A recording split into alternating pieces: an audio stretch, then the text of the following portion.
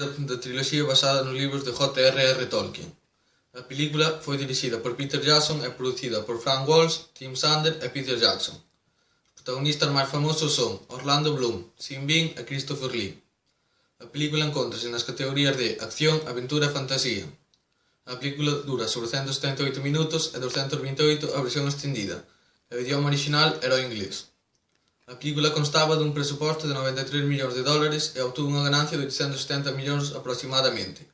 A película foi nominada a 13 Oscars, dos cales gañou 4 no ano 2002. Estes premios foron otorgados nas categorías de mellor fotografía, mellor banda sonora, efectos especiais e mellor maquillaxe.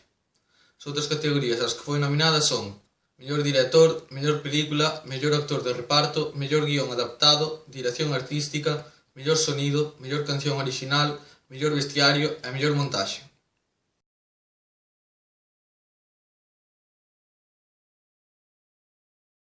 O Señor dos Anéis, como moitos de vos sabedes, non trata de solleiros, senón que conta a historia de Frodo Bolseiro, un hobbit, moi fopiño que recibe un anel como herdanza do seu tío Bilbo.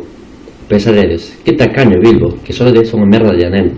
Pero non, resulta que é un anel máxico con grande poder.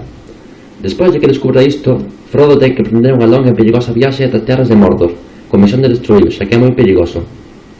Nela vive moitas aventuras acompañado dos seus amigos hobbits, pero tamén de elfos, ananos e homes, cos que forma a Irmandade do Anel, e cos que superan numerosos contratempos postos por Sauron, o Señor Oscuro.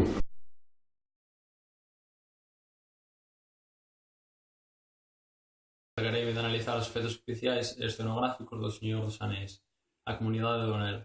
Comezarei falando dos efectos especiais que, ao meu parecer, foron dos mellores da súa época, xa que estando hoxe no 2014 a película a ser do 2001 non quedaron nada desfasados. A empresa que se encargou deles foi Beta Digital, que na maior parte, por non dicir, en toda a peli, a manipulou virtualmente. Un dos exemplos máis claros é a creación do troll que ataca a Frodo e os seus compañeiros nas minas de Moria. O seguinte tema é o sonido, que nesta película mantén tensión en algunhas escenas. Como dato curioso, cabe destacar as voces do batallón Uruk-hai. Foron gravadas nun estadio de fútbol cheo de público que seguiron as instruccións de Peter Jackson. Agora pasaremos á produción da película. Foi gravada íntegramente en Nova Zelanda. Moitas das tomas foron gravadas en parques nacionais e desde helicópteros, xa que necesitaban un ambiente sen civilización ninguna. Intentaron basearse nas descripcións do libro, que creo que o conseguiron, ao meu parecer. O vestiario e caracterización é un dos puntos máis salientables da película. Os creadores de dichos diseños foron Alan Lee e John Howe. Por último, falareivos da banda sonora, que, na miña opinión, queda espectacular nos momentos cumbres. Consta de 18 tomos, dunha duración total de 71 minutos. Espero que vos gustara e deixo-vos con un dos meus compañeiros.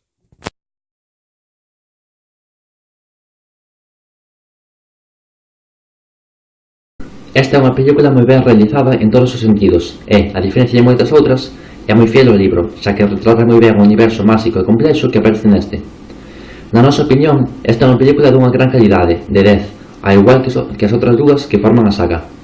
Bueno, esperamos que vos gustara e ata outra.